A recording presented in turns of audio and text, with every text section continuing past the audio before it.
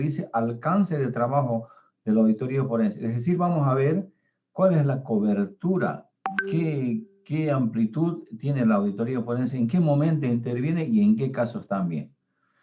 Veamos a ver, el alcance de trabajo. Los auditores forenses aportan un tipo de análisis práctico que detectan comportamientos irregulares que suelen pasar desapercibidos por el auditor tradicional. El auditor forense es este choco simpático que está aquí a la izquierda, ¿no es cierto? Pintudo así, bien. Y el auditor tradicional es este pobre señor que tiene mucho estrés y está rompiendo su hoja, ¿no es cierto? Entonces, en otras palabras, los auditores forenses tienen lo que se llama olfato, ¿no es cierto? Olfato para poder identificar rápidamente una transacción que está vinculada con un aprovechamiento ilegal, irregular, ¿no es cierto?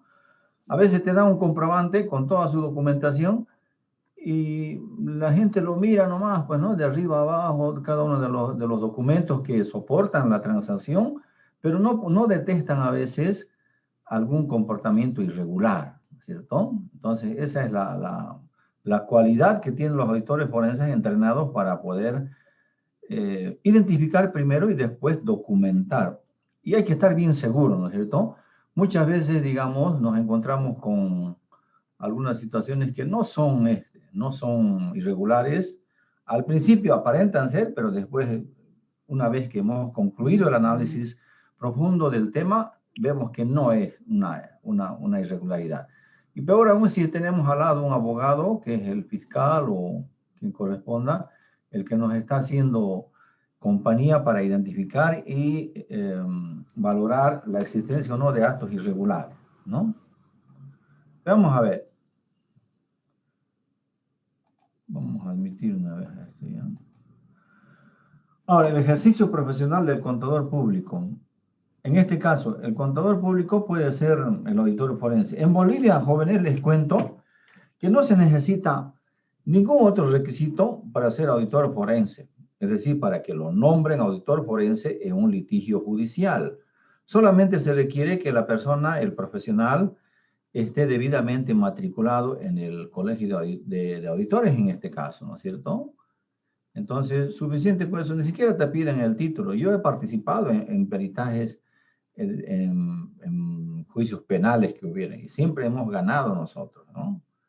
Entonces, gracias a una auditoría forense hemos ganado un juicio al Ministerio Público y a la gobernación le hemos ganado. Imagínense, David se enfrentó a Goliat, a uno solo nomás, ¿no? Y lo mató a Goliat, ¿no? Lo venció. Nosotros, sin embargo, a dos Goliat nos hemos enfrentado, a la gobernación y al Ministerio Público, que son dos entes muy poderosos, ¿no es cierto?, de acusación. Bueno, a los dos los hemos ganado hasta en Sucre. Y gracias a un peritaje forense.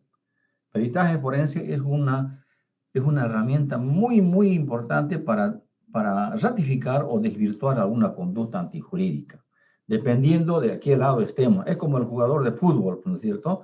Si a mí me contratan para defender a una persona involucrada, entonces tengo que hacerlo profesionalmente. Seguramente me van a pagar también mis honorarios, pues, ¿no es cierto? Nadie trabaja gratis, ¿no es cierto?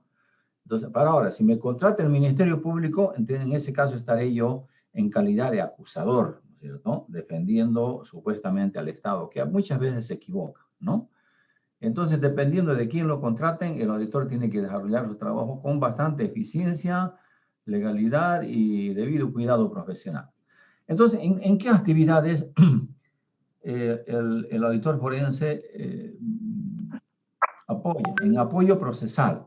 Es decir, siempre al lado de un fiscal, para que el fiscal, por ejemplo, cuando está verificando documentación, vea algo de tipo contable y se lo pasa rápidamente al auditor. En el Ministerio Público tienen auditores forenses que están siempre a disposición de los fiscales para consultas, para revisiones rápidas así que se puedan hacer.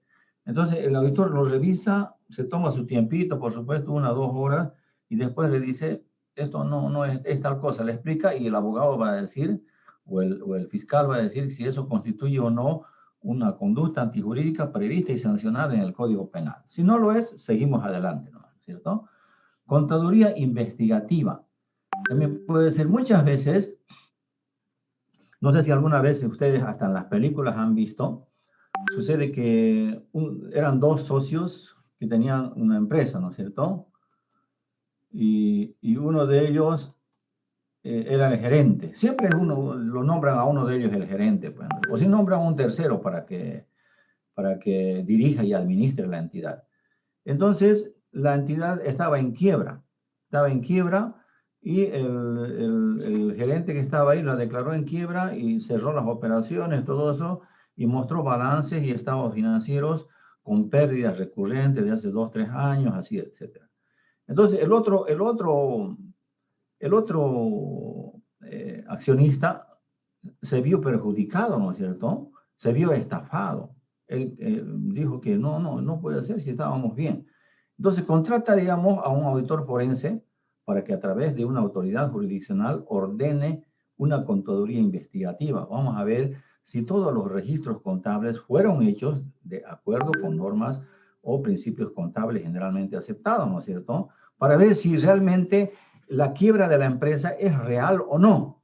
Muchas veces, cuando el socio es algún tipo aprovechado, hace ver, digamos, a una empresa que vale menos para poder comprarle la otra parte al socio, ¿no es cierto?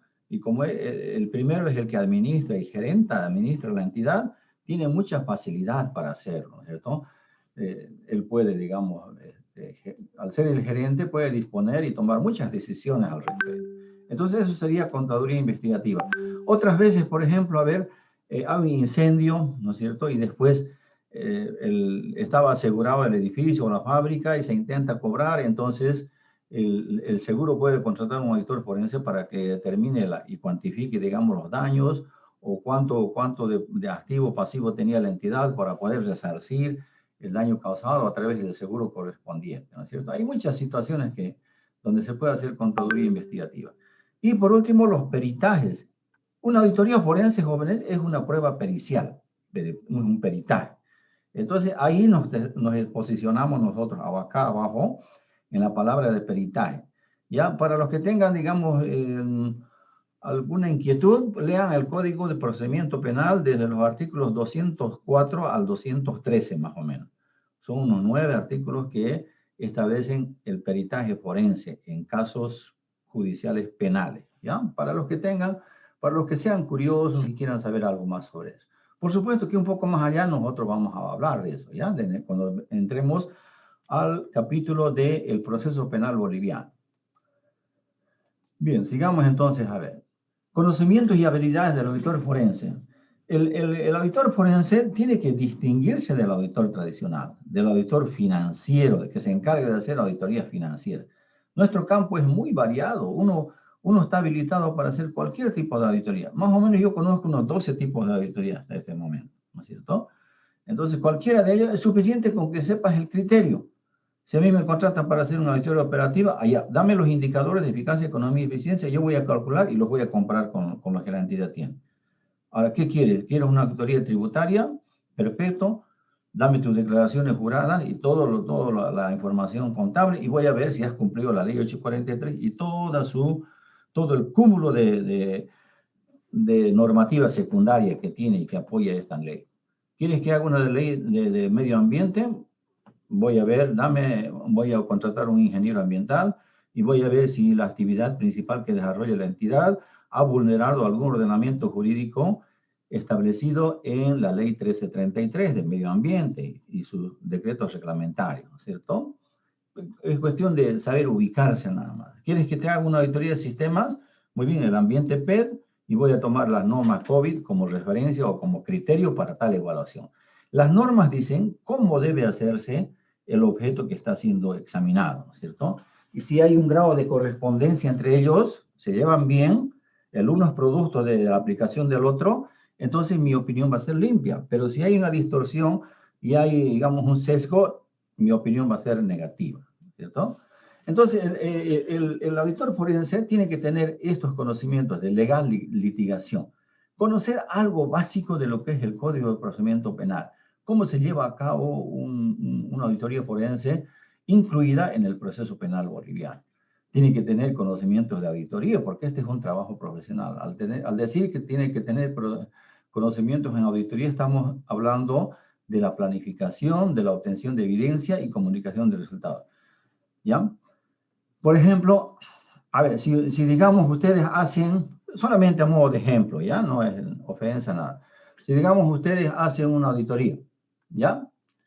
Una auditoría forense, y la presentan al fiscal, va a llegar donde un juez, yo puedo impugnar ese informe. Es decir, señor juez o señor fiscal, impugno el informe de auditoría forense emitido por el señor fulano de tal, debido a que contiene un montón de incumplimientos a las normas de auditoría generalmente aceptadas, vigentes en Bolivia, y debidamente aprobadas y emitidas por el órgano rector de la normativa contable, que es el Consejo Técnico Nacional de Auditoría y Contabilidad del Colegio de Auditores de Bolivia. Entonces, yo, por ejemplo, verifico que no han hecho una adecuada planificación, no han obtenido evidencia, ni siquiera papeles de trabajo, puedo impugnar y anular el trabajo, ¿no es cierto? Es una cuestión lógica, ustedes me entienden perfectamente, ¿no es cierto? Si yo quisiera hacer eso, ¿no es cierto? Desvirtúo el trabajo. Pero si ustedes han hecho el trabajo bien, han planificado, tienen su memorándum de planificación, tienen papeles de trabajo debidamente fundamentados y el informe es coherente, convincente y ordenado, es sistemático, de lo sencillo a lo más complejo, entonces no tienen por qué tener miedo, nadie lo va, si bien pueden iniciar una impugnación, pero no va a tener un resultado favorable para ellos, ¿cierto? Ahora, luego tiene que tener también una adecuada comunicación. Esto es muy importante porque saben que los abogados, los fiscales y los jueces no saben nada ni papa de contabilidad ni auditoría. Por eso yo vi una oportunidad en esa parte. Cuando yo fui invitado a un juicio penal para estar, vi que los abogados no sabían nada y yo dije, yo voy a estudiar Derecho, pues yo sé bien contabilidad y auditoría, pues pucha, va a ser una gran cosa. Y estudié Derecho. Gracias a eso fue que estudié Derecho. Yo no hice carrera paralela. Yo estudié Derecho cuando ya tenía unos 15 años de experiencia en auditoría. Trabajé en la Contraloría, todo eso, y me sirvió de muchísimo. Lo digerí y lo aproveché al 100%. Ya una persona un poquito más mayorcita, madurita, y además con conocimientos previos, o sea, aprovechas mejor el conocimiento, ¿no es cierto? No es lo mismo que cuando uno está haciendo dos carreras al mismo tiempo paralela, a veces sales sin saber nada de las dos, pues, ¿no? No digo que el estudio sea malo, pero siempre hay que buscar una figura óptima para tener un buen rendimiento en nosotros mismos, ¿no es cierto? Un enriquecimiento en el conocimiento. Bien, entonces, la comunicación es importante. Hay que saber plasmar, o sea, transmitir la idea del análisis, los resultados de la revisión que se haga, de manera sencilla, con un lenguaje desprovisto de tecnicismos complejos que no nos vayan a entender, ¿no es cierto? Ya les dije, por eso, los fiscales y los jueces, que son abogados, los puros, no los combinados como yo, entonces no entienden nada. Entonces hay que o sea, indicarles en el informe de manera lo más clara posible. Yo les contaría las aberraciones que ellos hacían, no entendían siquiera. Y gracias a ello puede haber un fallo indebido, imagínense, por una mala interpretación de ellos, ¿ya? Luego tiene que tener conocimientos en criminología contable, es decir, rastrear, digamos, alguna transacción o hecho económico registrado contablemente y que significa un acto fraudulento. ¿Ya? ¿Qué hace el defraudador? No hace un registro contable sencillo y lo pone ahí en el sistema contable. Hace múltiples registros contables con diferentes cuentas para tratar de emborrachar la perdiz, como decimos, ¿no es cierto? Entonces el auditor forense tiene que tener esa destreza como para poder hacer seguimiento, rastrear, hasta encontrar la fuente de la información, en qué momento y en qué gestión, de repente hace 5 años atrás, el tipo empezó a hacer, digamos, el fraude, a ocultarlo, ¿no? Permanentemente. Entonces, es necesario que uno sepa bien contabilidad y la criminología contable. En resumen, jóvenes, este señor tiene que ser un verdadero detective financiero, ¿ya? Eso es lo que se llama el auditor forense. Ahora veamos la auditoría forense en el sistema judicial acusatorio. Este tipo de auditoría puede considerarse un proceso legal que se deriva de una serie de protocolos como son la autorización de una entidad oficial. Les decía, La auditoría forense, jóvenes, no se activa de oficio o en forma recurrente, como por ejemplo una auditoría de estado financiero. Una auditoría de estado financiero la hacen todas las entidades, las públicas también, los bancos, ¿no es cierto? Porque el fisco además te lo pide, todo eso, ¿no es cierto? Entonces, es obligatorio hacerlo, ¿no es cierto? No es necesario que nadie se lo diga. En las entidades públicas, por ejemplo, nadie dice, oye, acordate que tenés que hacer la auditoría de estado financiero. No, de por sí uno sabe y lo hace, ¿no es cierto? Porque es una cuestión obligatoria. Sin embargo, la forense incurre en una entidad cuando ya hay elementos de convicción, cuando ya se tiene evidencia, por lo menos, no prueba, de la ocurrencia de algún hecho irregular. Y además tiene que ser, para que sea legal, tiene que ser debidamente autorizada, escúchame jóvenes, debidamente autorizada por una autoridad jurisdiccional, llámese un fiscal de materia o un juez en materia penal cautelar, ¿ya?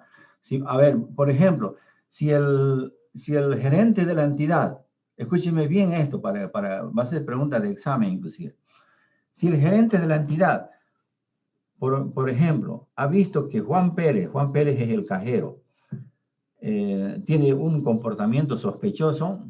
Cuando entró a trabajar, vestía ropa sencilla, humilde, y ahora está vistiendo zapatos New Balance, después ropa de última moda. Antes iba al Vice City a beber, ahora ya no va al Vice City, se va a Equipetrol, a los mejores locales, toma whisky, champán. Antes tenía una corteja, ahora tiene 3, a las cuales les invita todos los días. Entonces quiere decir que algo está pasando, pues, ¿no es cierto? Y nos fijamos su sueldo, 3.000 bolivianos. ¿Quién tiene ese tipo de vida con 3.000 bolivianos? Entonces, solamente a modo de ejemplo, ¿no? Entonces le ordena a su auditor interno que le haga una auditoría forense. A ver, búscamelo. Entonces Juan Pérez no se entere, el auditor interno hace su trabajo, o tal vez un externo también, ¿no es cierto? Entonces hace su trabajo, se tira un tiempito y después le dice, señor gerente, aquí están los resultados. Efectivamente, el cajero se está apropiando de dinero. Claro, pues, ¿de dónde saca plata para gastar todas esas cosas, no es cierto? Entonces, ahí viene la pregunta. Ese informe que la gerencia ha ordenado que haga el auditor externo y el auditor externo ha emitido el correspondiente informe, ¿vale o no vale desde el punto de vista legal? La respuesta es no vale. ¿Por qué? Porque en un proceso penal hay igualdad de las partes. Lean el artículo 12 del Código de Procedimiento Penal. Igualdad de las partes quiere decir que cuando yo voy a investigar a una persona, tengo que hacerle conocer que la estoy investigando. El Estado no puede estar a la altura de un delincuente. Solamente un delincuente va a averiguar de mi vida personal o profesional, sin que yo sepa, ¿no es cierto? El Estado tiene que avisarte y tiene que darme también a mí la oportunidad de contratar mi propio auditor forense para que desvirtúe esa situación. Eso se llama igualdad de las partes.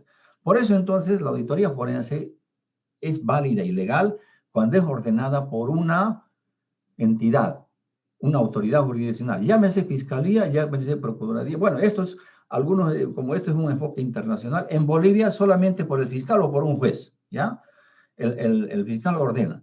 Entonces, el fiscal, por ejemplo, dice, señor Juan Pérez, le vamos a hacer una auditoría a usted, una auditoría forense, para ver si es que usted cometió o no cometió el fraude. Entonces Juan Pérez va a decir, muy bien, contrate usted al auditor forense para que haga. Ahora, pero le comunico, señor fiscal, que yo también voy a hacer mi auditoría. Voy a contratar otro auditor que va a desvirtuar lo que su auditor va a querer o va a pretender determinar, ¿no es cierto? Eso se llama igualdad de las partes. El fiscal no le va a negar, entonces uno tiene que contratar su respectivo auditor forense para que desvirtúe, digamos, esa situación. Después hay una especie de fundamentación oral, eso lo vamos a ver más adelante. Entonces tiene que ser, para que la auditoría forense sea válida y sea legal, jóvenes, tiene que ser ordenada bajo las reglas de la igualdad de las partes por un fiscal o por un juez en materia penal, ¿ya? En otros países, en México, por ejemplo, la Procuraduría es muy grande. Entonces, ellos ordenan también, ¿ya? O la Contraloría en otras partes, en Argentina o en Colombia también, la Contraloría tiene otras atribuciones muy distintas a las de Bolivia. O si no, acá está para nosotros una corte penal, un juez, ¿no es cierto? O un tribunal penal o civil también en otros casos, ¿ya? Bien, entonces, aquí ya estamos terminando. Esta es la última, ¿ya? Vamos a hacer una diferenciación entre peritaje simple o auditoría forense. Hay diferencias importantes. Sucede que muchas veces el fiscal, cuando está en el Ministerio Público, que es el director funcional de la investigación, a veces requiere una revisión express, rapidita nomás, ¿no es cierto? Porque una auditoría forense, jóvenes, es un trabajo muy grande, profesional, es cierto, ¿no es cierto? Pero hay que hacer un montón de cosas, hay que hacer la planificación, hay que hacer la obtención de evidencia, papeles de trabajo y elaborar el informe de manera bien responsable. Pero a veces un pequeño punto pericial que el fiscal encomienda hacer al auditor forense, dependiente del Ministerio Público, para que le haga una revisión rápida. Entonces, por eso se llama peritaje simple. Son puntos periciales específicos que el auditor debe analizar, evaluar y reportar. Revisar 2 o 3 papeles. Con 2 o 3 papeles no va a ser una auditoría forense, ¿no es cierto? Pero si me da 2 o 3 papeles, los reviso, los analizo y evalúo y le doy mis resultados del análisis al fiscal para que él tome alguna decisión. Sin embargo, la auditoría forense es un proceso integral que se ejecuta cumpliendo normas de aceptación general. Nosotros nos posicionamos acá a la derecha, en la auditoría forense. Vamos a hacerla tal como debe hacerse con todas las 3 etapas recurrentes de cualquier tipo de auditoría, ¿ya? He colocado esto para que aprendan a hacer la diferenciación, ¿ya? No vamos a ver el peritaje simple, solamente lo estamos colocando acá para que ustedes aprendan a diferenciarlo nada más. Existe esto, ¿ya? Muy bien, jóvenes, no sé si tienen alguna pregunta, fíjense ustedes, la próxima clase vamos a ver ya el capítulo número 3, normativa relacionada con la auditoría forense. Bien, no sé, ¿tiene alguna pregunta? A ver, adelante, los escucho, mientras yo voy registrando mi chat. Ya está guardado. A ver. Para los que tienen curiosidad, hola, ¿me escuchan? Sí, licenciado, se escucha. Sí, licenciado. Para los que tienen curiosidad, jóvenes, a cada rato yo hago esto, ¿no es cierto? ¿Saben qué es lo que pasa? Yo tengo aquí abajo un parlante, un subwoofer, y cada 15 minutos se apaga. He tratado de pero viene así de fábrica, es Sony, y por eso tengo que prenderlo a cada rato. Y siempre me fijo si está prendido o no, porque cuando se apaga, ustedes me escuchan, pero yo no los escucho a ustedes. Mi audio no se activa, ¿no? Solamente para que sepan, ¿ya? Bien, jóvenes, si no hay ninguna pregunta, entonces lo dejaremos todo acá y nos veremos el día viernes. ¿Está bien?